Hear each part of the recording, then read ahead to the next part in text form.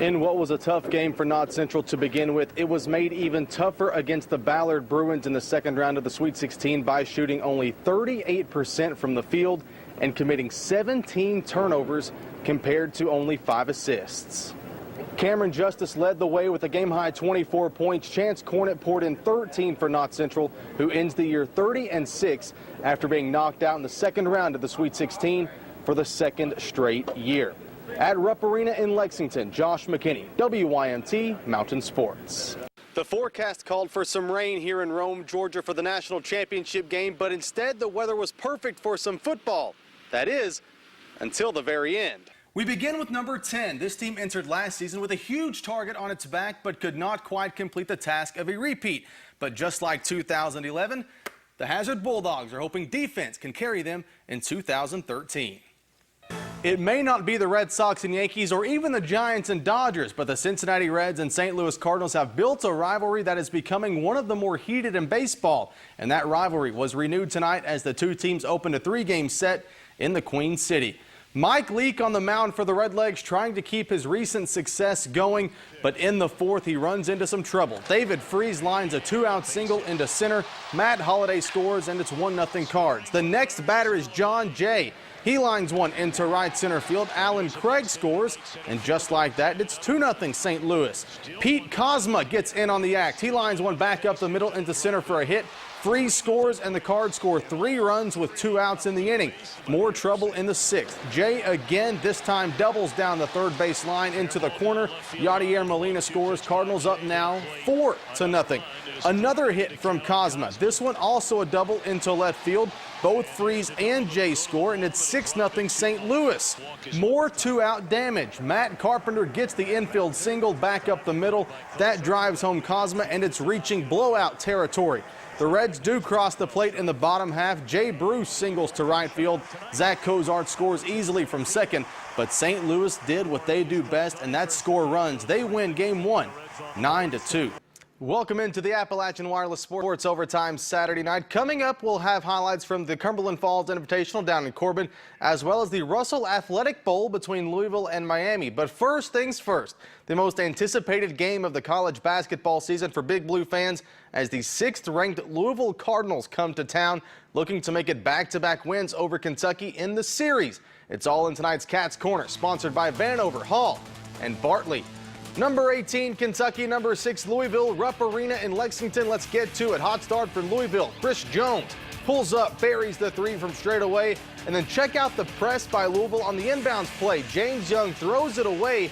Montrez Harrell gets the steal and layup. It's quickly 5-0 Cards. Next trip down for Louisville. More Jones.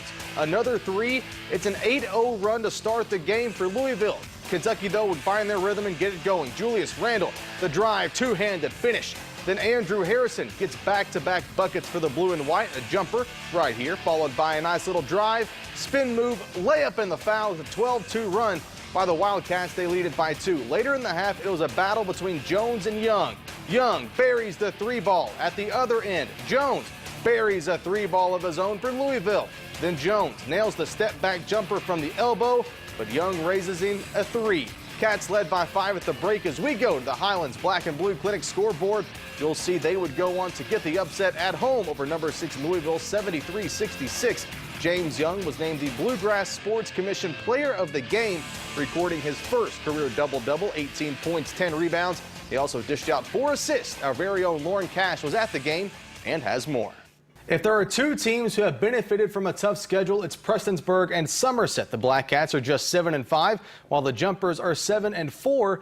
But one of them will be playing next week for a chance to play in Bowling Green. Head coach Robbie Lucas, a perfect 4-0 in region finals as Somerset head coach visiting the Black Cats. Quick start for the Jumpers. Will Lang gets the pitch, picks up enough for a first down. 2 plays later, Castle Hatcher drops back to pass. Can't find anyone open, and the sophomore scrambles for the Somerset touchdown. 7-0 purple and gold. Defense making plays as well. Jared Gerald swings it out to Chatlin Gerald. Nowhere to go. Alex Franklin wraps him up. Swarm of Jumpers make the stop. Black Cats would have to punt. First play after the punt. Hatcher's going to be flushed from the pocket, rolls out, throws on the run to Braden McWilliams. That's good enough for another Somerset first down.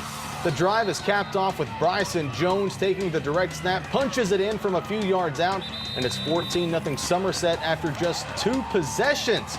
Prestonsburg, though, would finally wake up. On third down, Gerald with the play-action pass hits Chase Ousley for the first down gain. Later in the drive, Gerald's going to keep it on the ground this time by himself on the read option, weaves his way through the defense, picks up another Black Cat first down. You get down inside the 5-yard line, who else you going to give it to? The big sophomore, number 40, Dalton Frazier, jams it in from a couple yards out. We go to the Highlands Black and Blue Clinic scoreboard. Hatcher hit Will Lang for an 84-yard touchdown to go up 28-21 with 2 minutes remaining. Prestonsburg would fumble the ensuing possession, and the Briar Jumpers escape with the win 28-21. So who would they play? Again, the Thoroughbreds of Newport Central Catholic. They beat Gallatin County tonight 34-12.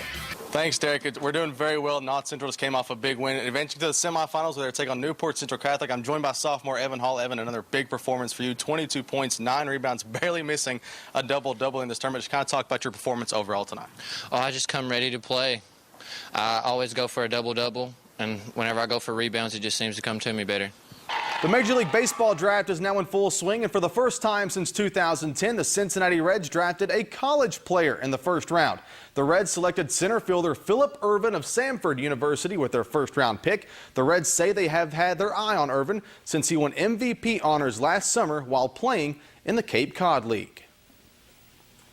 He's a very complete player. We've been following Philip since last summer up to Cape Cod League. He's what we call a 5-tool player, has a chance to be a complete player. Another guy plays in the middle of the field. We see him as a center fielder, and again, it just goes back to the way we always try and do it. We thought he was the best player when it was our turn to pick. And Steve, that is sports.